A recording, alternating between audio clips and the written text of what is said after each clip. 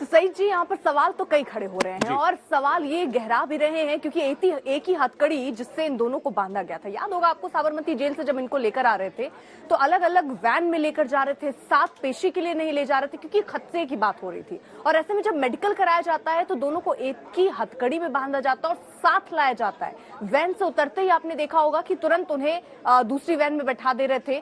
Gap कम था, यहाँ करीब 20 कदम भी ये चलता है, तो चूक कहीं ना कहीं तो हुई है।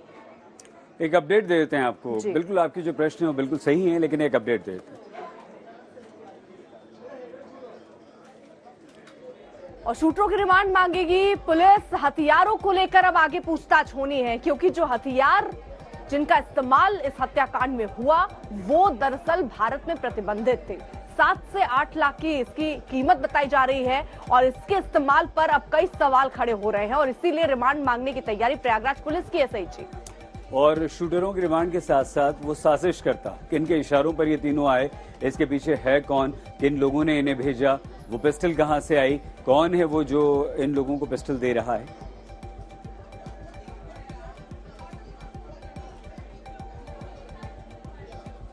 तो आखिर अब प्रश्न यही है कि अतीक अशरफ को मार दिया गया, 3 जिन्होंने मारा वो पुलिस की गिरफ्त में हैं, तो साजिश के पीछे आखिर है कौन?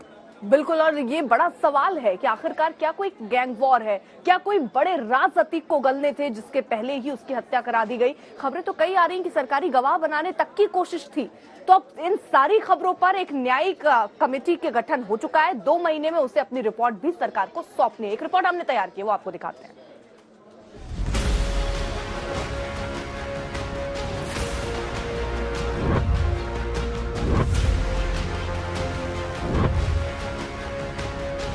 किसने दिया अतीक की हत्या का ऑर्डर?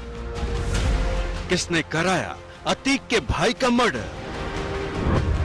अतीक और अशरफ को मौत की नींद सुलाने वाले तीनों शूटर की कुंडली सामने आ गई। तीनों का नाम, काम, पता, ठिकाना सब आ गया। लेकिन अब तक ये रहस्य ही है कि 3 अलग अलग शहरों के रहने वाले तीनों शूटरों को एक मकसद के लिए प्रयागराज किसने लाया और किसने विदेशी हथियार थमाया। तो क्या वो सुंदर भाटी है जिसने तीनों शूटरों को प्रयागराज पहुंचाया, टारगेट बताया? शूटर सनी का सुंदर भाटी गैंग से कनेक्शन सामने आ रहा है। हमीरपुर जेल में सनी सुंदर भाटी से मिला था, उसके बाद से उसी गैंग के लिए काम कर रहा था। कयास ये भी लगाए जा रहे हैं कि शूटरों को सुंदर भाटी गैंग से ही जिगाना पिस्टल मिली। कासगंज का एक आरोपी, एक हमीरपुर का रहने वाला एक आरोपी है और एक आरोपी बांदा का है। 3 अलग अलग जिलों के आरोपी एक साथ एक प्लेटफॉर्म पर कैसे आए और मकसद एक ही, अतीक और अशरफ की हत्या करना ही क्यों था? यानी ये गहरी साजिश लगती है। पुलिस इस मामले की जांच कर रही है। शुरुआती तफ्तीश में तीनों आरोपियों ने बताया है कि वो छोटे मोटे शूटर कब तक बने रहेंगे, वो बड़ा माफिया बनना चाहते हैं, इस वजह से हत्याकांड को अंजाम दिया। अतीक और अशरफ के शूटर फिलहाल जेल में हैं और कई अनसुलझे सवालों पर चुप्पी साध रखी है। पुलिस के सामने उन सवालों का जवाब जानने की बड़ी चुनौती है। अतीक के शूटर लवलेश तिवारी, सनी सिंह और अरुण मौर्य यूपी के 3 अलग अलग शहर बांदा, हमीरपुर और कासगंज के हैं। बांदा से हमीरपुर की दूरी 90 किलोमीटर है। हमीरपुर से कासगंज की दूरी 300 किलोमीटर है और बांदा से कासगंज की दूरी 409 किलोमीटर है। लेकिन तीनों का टारगेट एक था, तीनों की मंजिल एक थी। आखिर ये कैसे हो गया? सूत्रों के मुताबिक तीनों शूटर 48 घंटे पहले प्रयागराज आ गए थे। तीनों एक ही होटल में रुके थे। तीनों ने मीडिया वाले रूप को धरा। तीनों हथियारों से लैस थे। तीनों के पास तुर्की में बनी जिगाना पिस्टल थी। इसी से तीनों ने अतीक अशरफ पर 18 गोलियां दागी। पुलिस की एफआईआर में शूटरों का बयान गले से नहीं उतरती। वो बताता है कि बड़ा माफिया बनने के लिए अतीक अशरफ को मार डाला, लेकिन वो ये नहीं बताता कि प्रयागराज कैसे आया, तीनों का क्या कनेक्शन है, तीनों का एक ही टारगेट, मकसद कैसे है। अरविंद ओझा, प्रयागराज, आज तक।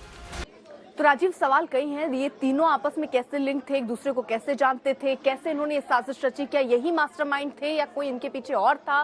साथ ही साथ इतने पैसे इन तक कैसे आए कि इतनी महंगी पिस्टल आप रखते हैं, उससे आप हमला करते हैं? तो कई सवाल है। ये पूरी साजिश साफ तौर पर दिखता है कि सिर्फ 3 है जिन्होंने रची नहीं है, चौथा शख्स भी है, लेकिन वो कौन है, बड़ा सवाल। बिल्कुल, इन्हीं सवालों के जवाब के लिए इन्वेस्टिगेशन चल रही है कि ये 3 आरोपी तीनों अलग अलग जगहों के रहने वाले, लेकिन इस वारदात के लिए एक मंच पर आए कैसे, कौन लेकर आए? तीनों अलग अलग जगह के हैं, लेकिन इनका मकसद एक कैसे हुआ?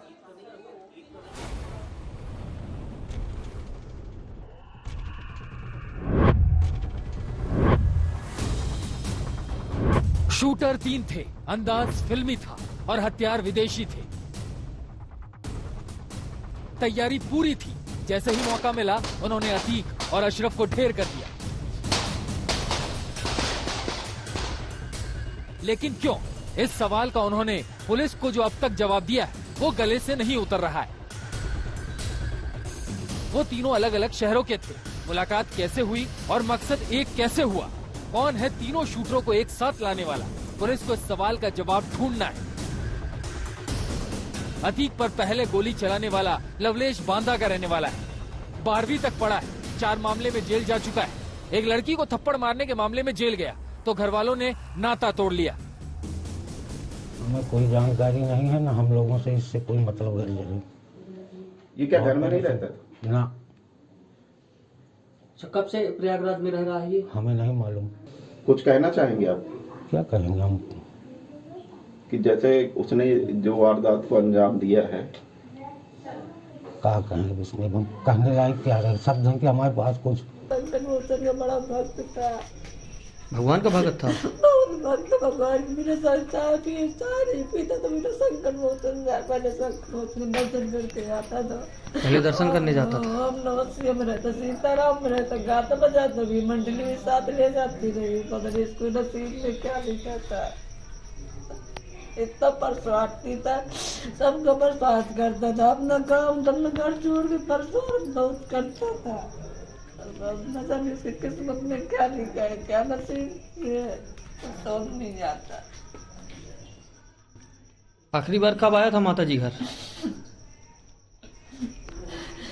1 हफ्ते हो गए जब से गया, तो से कोई बातचीत नहीं हुई, फोन भी स्विच ऑफ जाता है। दूसरा शूटर अरुण मौर्य कासगंज का रहने वाला है। कालिया ट्रेन में लूट और लूट के वक्त सिपाही की हत्या का आरोपी है। 2014 में अरुण ने छोटी उम्र में जीआरपी जवान की हत्या की थी।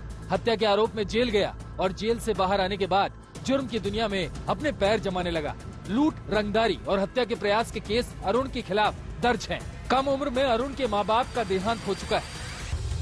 तीसरा शूटर शनि सिंह है, हमीरपुर का है। लूट, हत्या का प्रयास, आर्म्स एक्ट और एनडीपीएस एक्ट के तहत 14 केस दर्ज है। दावा है कि शूटर का कुख्यात गैंगस्टर सुंदर भाटी से रिश्ता है।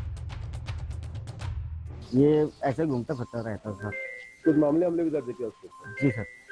कितने लोगों को दर्ज? मालूम नहीं है सर। क्या भाई हैं आप लोग? हम 3 भाई थे सर, एक भाई खत्म हो गया मेरा। अच्छा जी। सनी कब से नहीं रहता है यहाँ? ये काफी दिन हो गए सर।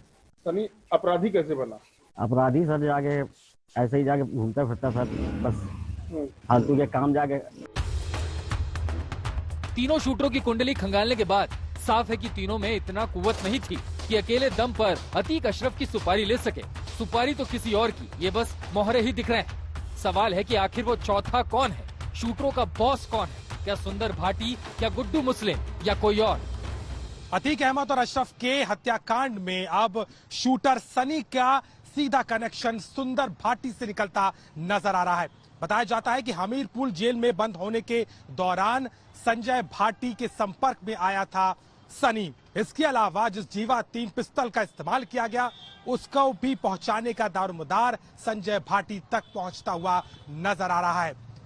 सुंदर भाटी भी इस पूरे हत्याकांड को लेकर के पुलिस के लिए एक महत्वपूर्ण कड़ी के तौर पर सामने आ रहा है, जिसमें सनी को पिस्तौल पहुंचाने और उसके कनेक्शन को लेकर के भी पुलिस अब पूछताछ में हर एक चीज को खंगाल रही है, तो सीधे तौर पर इस शूटआउट को अंजाम देने की सबसे बड़ी कड़ी के तौर पर देखा जा रहा है। प्रयागराज से कैमरामैन रोहित के साथ अभिषेक मिश्रा, आज तक।